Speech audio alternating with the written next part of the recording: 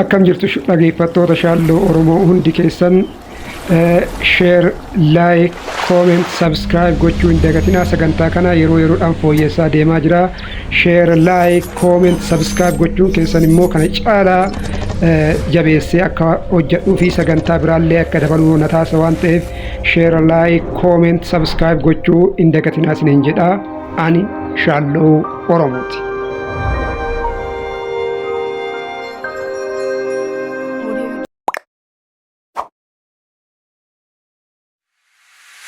የወረዳ አመራሮች ለምንድን ነው ቢሮ ማትቀበሉ? ለወረዳ ላይ እዛ ክፍለ ከተማ ላይ የሆነ ፕሮጀክት ተመረቀ በቃ ያቸው ልቀቁ ፕሊዝ።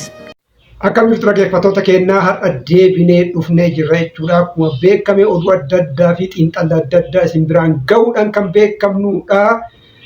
Xiinxalli har'a isin biraan gahuu fi oduun har'a isin biraan gahu jechuudha. Tokkoffaa haasaa jidduu kana Adaanech Abeebee haasoftee fi akkasumallee jechuudha hidhamuu leenjisaa gammadootiin wal qabatee waan irraa dubbannuu fi waan haasofnu waan xiinxalli nu qabne jechuudha. Kanaaf kan isin bira gahu ta'a.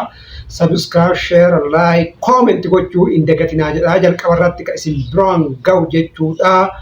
Haasaa Adaanech Abeebee jidduu kana kan haasofte yoo ta'u viidiyoo islee isin dhageessisaa irratti haasaa kan waliin turru ta'a. Isin immoo subscribe, share, like, comment gochuu hin dagatinaa isiniin jedha. Kanaaf jalqaba irratti jidduu akkuma beektan jechuudha Adaanech Abeebee kantiibaa yookaan immoo hooggantuu magaalaa Finfinneeti. Hojii ajaa'ibsiisaa fi hojii gurguddaa hojjetaa kan isiin jirtu jechuudha. Finfinneen jirtu akkasitti bareedaa jirtu argaa jirtan jechuudha. Jijjiiramni guddaan hin eegamne Finfinnee keessatti kan mul'atee fi yeroo ammaatitti jechuudha. Akka malee kan leellifamaa jirtu yoo ta'u warroonni diinaa kun warroonni faallaa kanaa immoo baay'ee akkasumatti qeeqaa kan jiranidha. Jidduu kana immoo haasaa ajaa'ibsiisaa nama jechisiisu waan baay'ee hooggantoota wal qabattee jechuudha. Rakkoon akka jirutti waan isiin kaafte hedduutu jira waan ta'eef wantoota sanniin keessaa muraasa kaafnee kan irraa dubbannu ta'a jechuudha. Jalqaba irratti waan isiin jette keessaa jechuudha hooggantoonni aanaa irraa maaltu gatteettanii abbaa dhimmaa keessummeessuu isin dhoowwa. Abbaa dhimmaa osoo dhaabbatu isin maaltu badhee keessa isin oofaa jedhe. Isaat riyaalitiin kun achi qofatti mul'ata gaafa jettee ilaaltu kun iddoo hundatti mul'ata jechuudha. Guyyaan abbaa dhimmaa jedhamee lafa kaawwamee jira.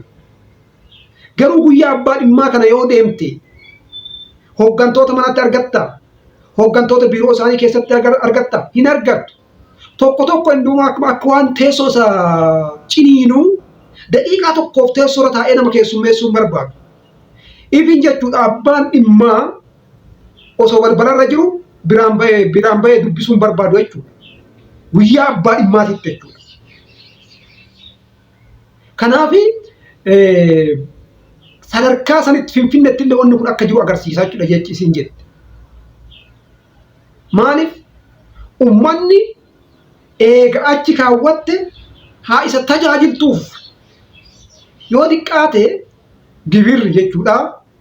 Kan inni irraa guuramuuf haa isa tajaajiltuuf kan sitti dhufullee haa tajaajiltuuf.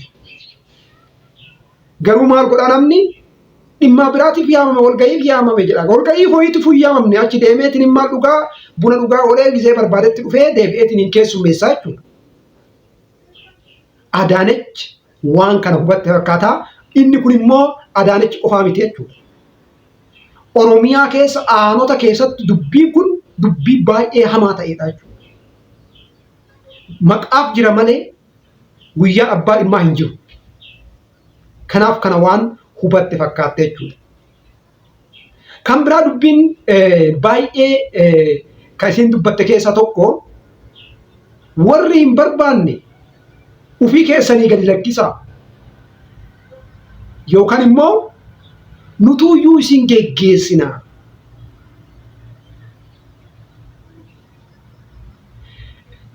Ufii keessanii gadi lakkisaa bakka isiniif ta'u hojjedha. Bakka isin madaalutti hojjedha. Bakka hojiin hin baay'annetti hojjedha. Kana ta'uu baannaan immoo isin gadi lakkifne nutu isin geggeessinaa ka jedhu.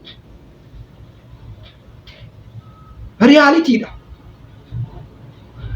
Garuu Finfinnee qofarattoonni kun baay'inaan hojjetamaa jira malee akkatti deemamaa jira malee gara naannoo Oromiyaatti yoo dhufnu immoo maaltu jira yoo jettee ilaalte waan Finfinnee san dachaa lamaa sadii jechuudha. Maaliif jennaan naannoo Oromiyaa irratti namni mirga isaatiif hin gaafatu waan beekte uummanni Finfinnee kun uummata xiqqoo sii qaroome uummata xiqqoo barateedha. Yoo sodaachiftellee sin dhaga'u. Garuu gara Oromiyaan aanaa adda addaatirra gaafa dhufte uummanni dubbatee hin danda'u. Mirga isaallee faayidaa isaallee maaliidhaan bitata qarshiidhaan bitata jechuudha. Qabatamni lafa jiru kana fakkaata jechuudha. Waan kanarraa kaateeti kan isin jette garuu dhugatte jechuudha. Isin nama jabduudha. Ani baay'een dinqisiifadhe haasa'oota isin haasofte keessa jechuudha. Maal jette Finfinnee keessatti kan nu rakkise malaammaltummaadha. Malaammaltummaa waan goonu wallaallee irratti qabsaa'uu qabdan. Finfinnee keessatti baay'ee paarsantii xiqqoo ta'uu danda'a. Gara Oromiyaa gaafa gadi dhuftu immoo dachaa lama dachaa sadii dachaa afur jechuudha. Namni ibin jechuudha bar taa'ina keessummeessa jechuudhaaf shaayii bunnaa namaan jedhaa oola jechuudha. Tajaajila argachuudhaaf. Rakkatee jechuudha aadaa ta'aa jira amma. Malaammaltummaan sadarkaa aadaa ta'uusitti waa kennanii tajaajila argachuun sadarkaa aadaa ta'uusitti deemee jira jechuudha. Inni kunillee bakka waa kennuun aadaa godhatee kennaa inni kunillee fudhachuu aadaa godhatee jira jechuudha. Haga dhaloonni duuba dhufu kana laalee haga hamma baduusitti maaliif dhaloonni kun argaa jira akka waa hunda karaa kanaan fudhatan borullee kanuma godhaa. Jijjiirama Finfinnee kana keessatti hooggansa ittillee hin hoo'ine ittillee hin qorrinetu jira. Hooggansa ittillee hin hoo'ine ittillee hin qorrine qabannee immoo jijjiirama Finfinnee fiduu hin dandeenyu. Finfinnee jijjiiruu hin dandeenyu. Kuni jijjiiramuu qaba. Yoo sitti hoo'ine yoo sittillee hin qorrine aangoo gadi lakkisa. Kasiin jette kana jechuudha ifatta jechuudha. Kan biraa immoo piroojeektii tokko eebbifanii bakka isumaan akka waan hundi dhumateetti akka waan hojii hundi raawwateetitti itti quufutu jira. Piroojeektiin tokko lama sadii afuroonni ni eebbifama bakka eega inni itti eebbifametti itti quufamee jira akka waan hojiin bakka lafarraa dhumee dalagameetitti. Kuni furmaata argachuu qaba kan jettuudha. Kan biraa jechuun geggeessaan shaamaadha. Ufii gubatee ufii dhumatee uummata isaa tajaajila. Reality jechuudha. Kuni dhugaa lafa jiruudha. Haasaa isii kanarraa hooggantoonni sadarkaa aanaa jiran sadarkaa godinaatti jira Oromiyaa keessatti irraa barachuu danda'u jechuudha. Bar Oromiyaa keessatti gaafa deemtu hooggansa gaafa mirga isaatti gaafatte maqaa sii kennee si hiisisutu jira bar. Maqaa sitti moggaasee jechuudha. Maqaa ati hin qabne waan ati quba hin qabne maqaa sitti moggaasee si hiisisa. Kanaaf namni hin dubbatu danda'ee kaa jechuudha. Kanaaf kana fakkaataa amma viidiyoo isii dhageeffannee sadiin booda immoo dubbii itti aantutti dabarraa jechuudha. የወረዳ አመራሮች ለምንድን ነው ቢሮ የማትቀመጡት? ለምንድን ሰው የምናመላልሰው? አገልጋይ በሩ ላይ ያለ ሰው እንዴት በምን ሞራል ነው ማካያቱ ሊጠጣ የሚሄደው? የሚገለገል ሰው በራችን ላይ ተቀምጦ እዛ ወረዳ ላይ እዛ ክፍለ ከተማ ላይ የሆነ ፕሮጀክት ተመረቀ በቃ ኤቭሪቲንግ እንዳለቀ የምንቆጥር እርካታ አዝማማዮች ታይተዋል የተባለው ትክክል ነው። ይሄ ራሳችሁ ብትሄዱ ጥሩ ነው። አልበዛ እናሰናብታለን። ማይሞቀው ማይበርደው አመራር ይዞ አሁን የተጀመረውን የአዲስ አበባ ለውጥ አካሄድ መምራት ስለማይቻል ማለት ነው። ሚኒመም ዝቅተኛው የአገልግሎት የመስጠት መለኪያ ቢሮ ተቀምጦ ተገልጋይ ካለ ለዛ ተገልጋይ ምላሽ መስጠት። ለውጥ ለማምጣት ረሃብ የሌለው ሰው አመራራችን መሆን አይገባም። ለውጥን ለማምጣት የተራበ የተጠማ እድል ነው ያገኘሁት ብሎ የሚያምን የሆነ ነገር የደከማችሁ ልትኖሩ ትችላላችሁ። የሰለቻችሁ ልቀቁ ፕሊዝ። ቀለል ባለ ቦታ ላይ ስራ ስሩ። መምራት እንደ ሻማ ነው። ታበራለህ ለሌላው። ግን ጉቦኝነት ምን እናርግ? አዲስ አበባ ትልቁ ራስ ምታት ጉቦኝነት። ከሰው እኮ ጥቃቅን ነገር በዚህ መልኩ ያሳፍራል እኮ፣ ያሸማቅቃል፣ ሞራል ይጎዳል። የምንኖረው እኮ በልተን ለማኖር ብቻ አይደለም። ለምን ደሞ ማን ታገለውና ማናስተካክለው ነው? ሁሉ ሌባ ነው እያልኩ አይደለም። ዱቢን ለመፋኒ hidhamuu Leenjisaa Gammadooti. Akkuma beekamu hundi keenya qeeqaa ture jechuudha. Leenjisaa Gammadoo kennaadha. Haa guddatus haa diqqaatus keessan mormachuu hin danda'a. Miidiyaa lamaa sanii maaliif didaa waan jedhu namni hunduu jechuudha. Nu dabalatee mormaa turre. Garuu turree guyyaa lammaffaan booda immoo hidhamuu isaa dhageenye jechuudha. Kuni waan ta'uu hin qabne jechuudha. Ani hidhame taana amma ammaatti wanni kun hidhamee kun hidhamnedha. Kuni waan ta'uu hin qabne. Maaliif asitti dimokiraasii shaakalaa asitti deebinee nama gaafii gaafate gaafa hiite wal faalleessaa jechuudha. Kan biraa immoo fakkeenya gaarii hin ta'u. Fakkeenya gaarii warra jalaatiif hin ta'u jechuudha. Kanaan booda warri gara akkuma reef jenne jechuudha. Warri sadarkaa aanaa jiru kunni warri guddinaa jiru kunni nama tokko waa dubbannaani mirga isaa gaafannaani hin hidhu jechuudha. Kun immoo mootummaa hin miidhaa jechuudha. Maaliif mootummaan tokko irra deebi'ee baloti musinnaa nyaatiin bakka kanatti goote bakka kana goote jedheen argu. Ka argu uummata. Uummanni immoo na hidhan jedhee yoo sodaate eeruu kanan kennu waan ta'eef waa lama miidhaa jechuudha. Dimokiraasii hin miidhaa, mootummaa mataa isaa hin miidhaa jechuudha.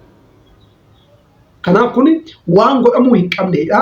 Waan miidiyaa irratti illee dhagamuu hin qabnedha. Maybe gareen wayii jechuudha. As keessatti gareen wayii humna jabeeffattee waan kana raawwachuun dhabdu mootummaan hin raawwata jedhee hin amanu waan kana irratti waan ta'eef jechuudha. Kan biraa immoo maal agarsiisaa? Garee Olompikii keessatti rakkoon hamaan jiru waan agarsiisuuf mootummaan riifoormii cimaa garee Olompikii keessatti geggeessuu qaba jechuudha. Maaliif kufaa jira atileetota keessatti rakkoo akka jiru achi teettee asuma teettee tilmaamuu ni dandeessa jechuudha. Kana mootummaan tarkaanfii fudhachuu danda'u qaba jechuudha. Namni ana malee jedhu waa hunda anumatu mura anumatu godha ka jedhu illee jira achi keessa jiraata jechuudha. Bakka riifoormii tanaan riifoormiidha jechuudha. Eenyu seeraa olii miti. Kanaaf heeraan nama kamirratti fudhatamuu qaba malee ani Gammadoon akka rakkoo isa keessa jiru ka guyyaa sanii odoo hin taane isa dura akka miidhaan jiru dubbatee jira. Miidhaa san of keessaa baasatee jechuudha. Bakka miidiyaa irratti qeeqamee jira. Dhiifama gaafatee jira. Eega dhiifama gaafate immoo dhiifama godhanii fi birrii isaan kennanii fi yeroo biraa immoo waan si barbaachisu si goona jechuudha. Namni kun yoo diqqaate nama adda addaa leenjisee jira. Maqaa biyyattii tanaa waamsee jira. Haa diqqaatu haa guddatu jechuudha. Waan guddaa dalagee jira jechuudha. Kanaaf yaani baay'een gaddine garuu ba'uun isaatu immoo waanuma tokko. Kanaaf kun sirrachuu qaba waan jedhudha. Nagaa ta'aa, galatoomaa, ulfaadhaa, subscribe, share, like, comment gochuu hin dagatinaa isiniin jedha.